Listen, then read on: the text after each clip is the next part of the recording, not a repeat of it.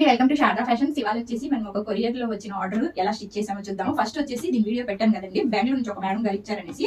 అది ఎలా కుట్టామో చూడండి. ఇది వచ్చేసి ఈ విధంగా రెడీ చేసామంట. కాటన్ బ్లౌజెస్ ఇవి.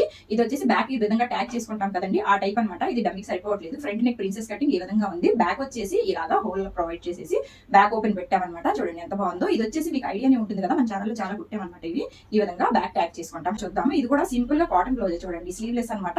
ఇక్కడ వచ్చేసి చిన్న రఫుల్స్ ఇచ్చాము. ఇది కూడా స్టార్ నెక్ ఇచ్చేసి ప్రిన్సెస్ కటింగ్, బ్యాక్ ఓపెన్ ఈ విధంగా వచ్చింది. కాటన్ బ్లౌజెస్ కూడా ఇంత అందంగా కుట్టుకోవచ్చు. మేడమే మనకి రెఫరెన్స్ పిక్స్ పెట్టారనమాట.